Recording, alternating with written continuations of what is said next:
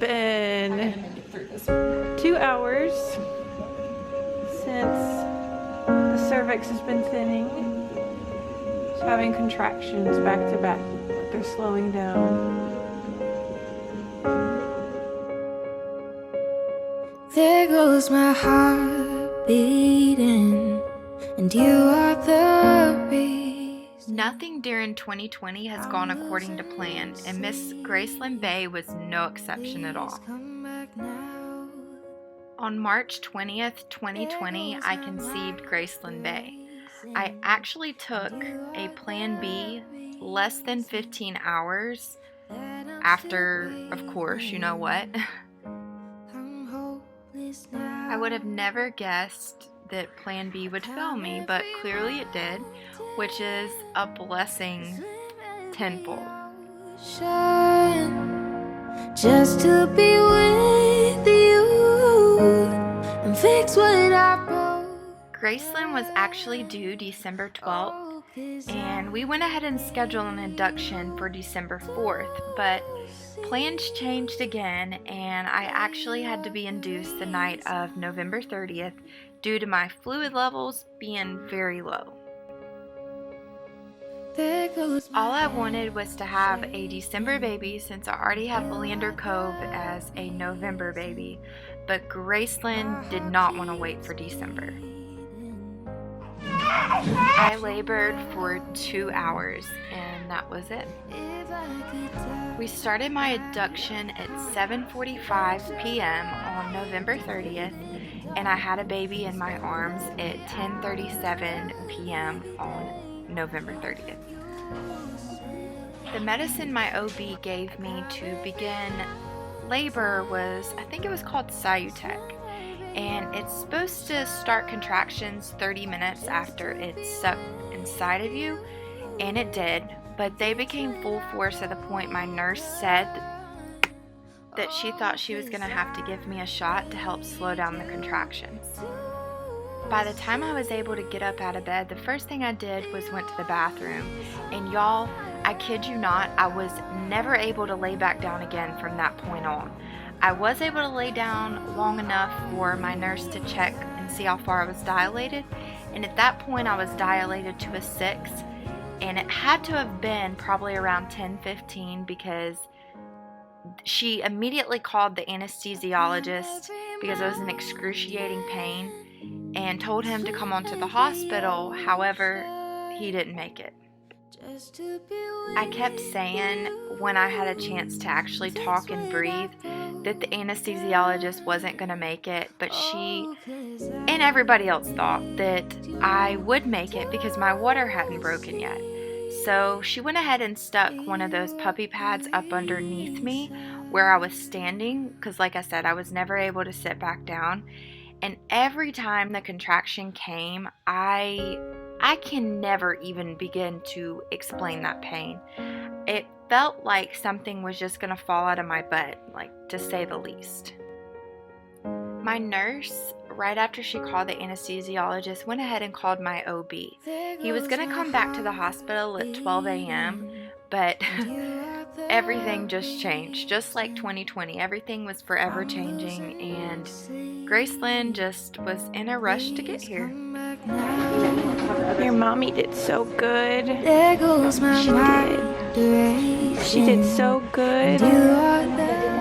I remember watching my OB walk through that delivery room door, and I was so angry because I was hoping I was going to see the anesthesiologist, but we all know that I wasn't even going to be able to sit through getting an epidural because my contractions were literally every 50 seconds.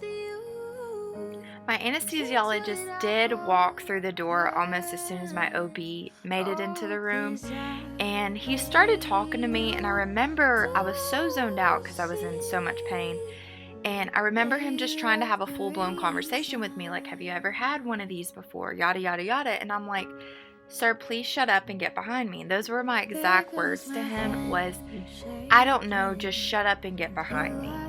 Well, that's what he did. He washed his hands, and I remember him sitting behind me. My nurse sat me down on the bed, and she was getting me in the position of getting the epidural, and I was like, I cannot do this. And I went to try to stand up again, and she said, Kelley, you can't stand up. You have to sit back down. And what were my words? I can't. A baby's coming. And in that moment, I fell backwards from the side of the bed onto my anesthesiologist. I pushed, and Graclyn Bay shot out. And in that moment, that is when my water broke. It all happened so fast. My nurse pretty much delivered Graclyn. So I went from like 6 to 10. It wasn't even a maybe. It was literally, you know, right when I said I'd call you back, I was finishing up something that I sent you at 11:30. I'm like, I'm gonna get it done, and I'll call her back, and she'll be there all night. Apparently, that was a lie. I climb every mountain, I swim every ocean, just to be You wanna call me with back when you're more comfortable? you. Yeah, I'll call you. Fix what I broke. Love you too, bye. Oh, 'cause I need you to see Yeah, she don't have all you're those. the reason. She's beautiful.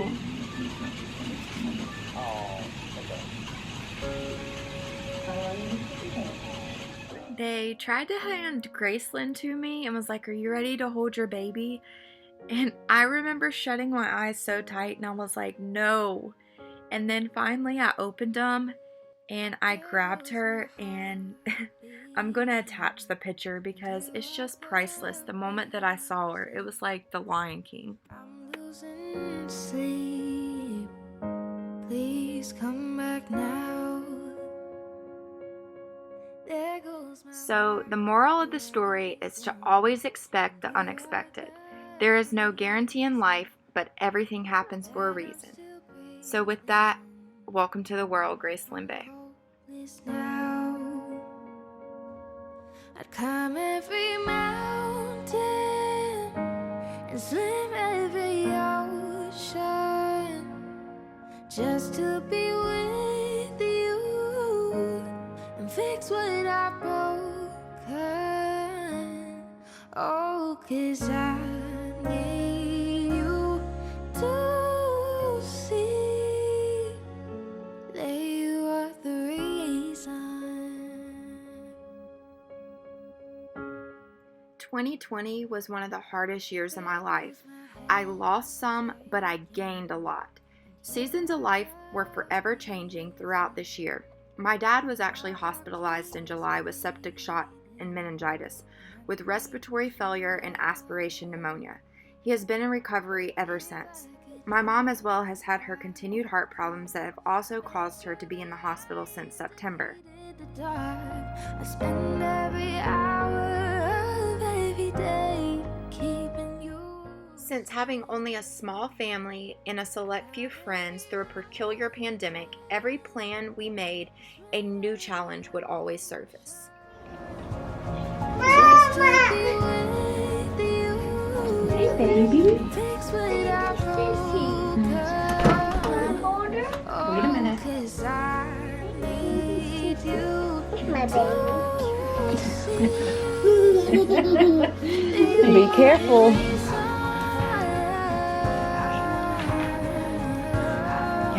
You have to hold her head. A baby. And eyes. She's got eyes, yeah. Be careful with her head, bub. Is that your sissy? Yeah. Climb every mountain. Lander, look at me. Can y'all smile? Be careful with your shoes. Just to be with you. And fix what Can you look this way and smile? Lakeland, look at me. Smile. Lander, look at me and smile. Lander. Cheese. Lakeland, look at me. My bestest friend Shelly, who brought me and Graclyn home for the hospital, volunteered to watch my kids while Dallas was at the hospital with me. She even offered to be at my bedside while her fiance watched our kids since I was allowed to support people. But COVID, of course, had to sweep in and stop the plan in its tracks.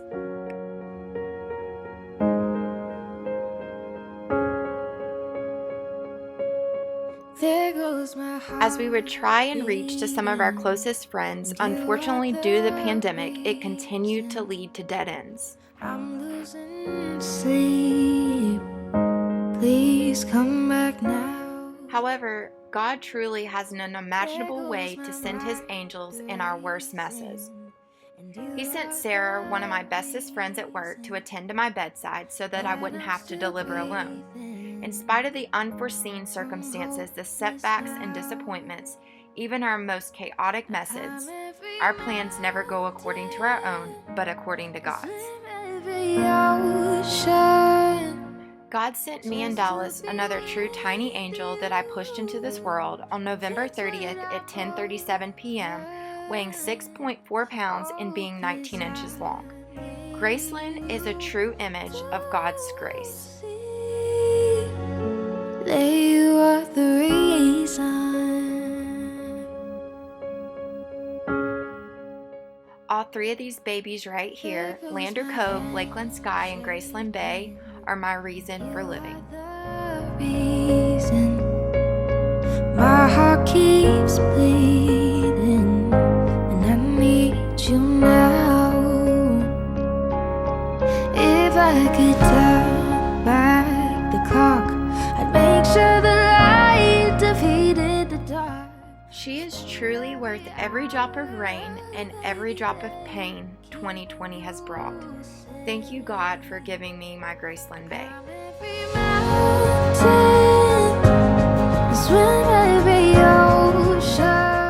Love you, Graclyn Bay, super much.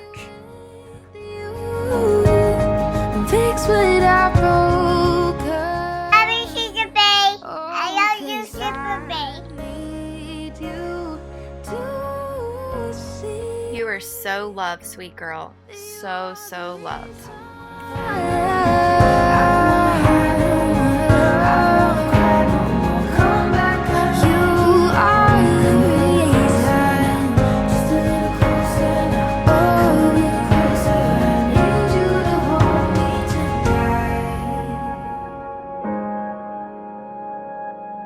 I'll climb every mountain and swim every ocean just to be with you and fix what I've broken. Oh, 'cause I